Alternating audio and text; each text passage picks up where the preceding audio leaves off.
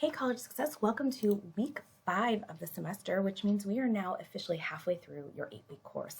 So let's go ahead and jump right in. So please make sure that if you have not already done so, take a look at the week 5 video that covers the chapter 11 lecture. You can see here by just the quick snapshot that there are only 2 assignments this week, Basics of Money Management and a chapter 11 assignment.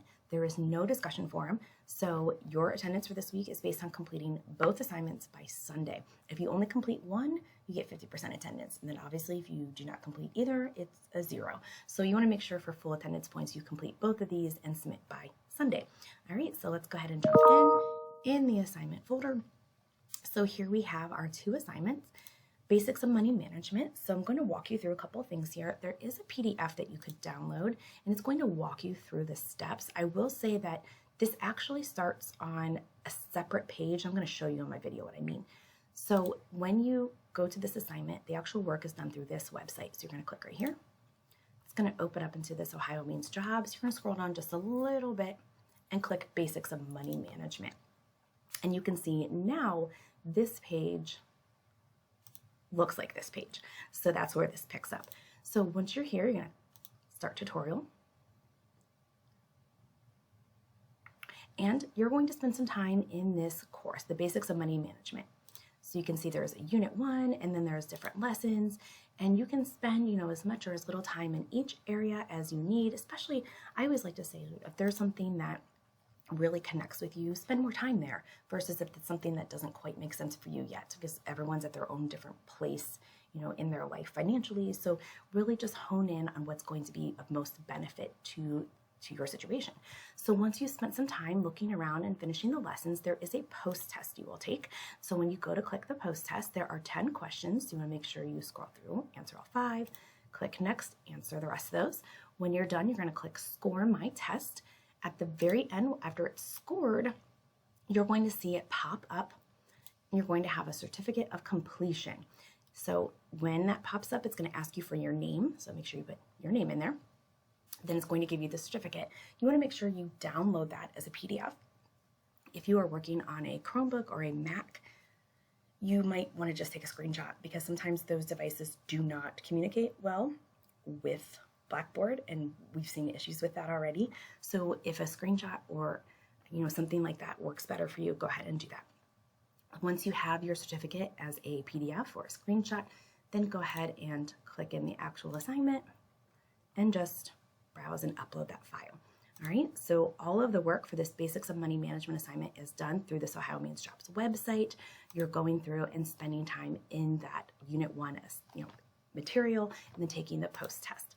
Okay, the second assignment for this week is your Chapter 11 assignment, and there are 2 ways you can do this. So the first way is just exactly how it's listed right here. Chapter 11 talks about, jobs and salaries and financial management, but part of that is, getting into the field, and so you need to have a resume ready. So if you do not have a resume, this is going to go the path you're going to take for this. You're going to answer these 2 questions. Make a list of 5 experiences, 5 qualifications, and 3 references you put on your resume. So experiences, places you've worked, places you've volunteered, places, clubs or organizations you've been part of, things you have done. 5 qualifications, abilities or characteristics you have, time management, flexibility, communication, or maybe you have very specific technical skills already. What makes you qualified for a potential job in your field? And then 3 references. They do not have to have specific names.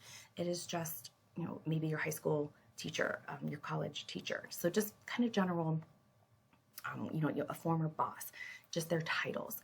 So that is 13 things total, 5 experiences, 5 qualifications, 3 references, specific to you, not what someone could put on there, but what you personally would put on your resume. And then question 2, what kind of job, internship, or other experience could you potentially have now that will strengthen your resume? So again, specific to you, not in general. Now that you're in college, whether you're a CCP or not, what could you be doing to strengthen your resume right now besides going to class?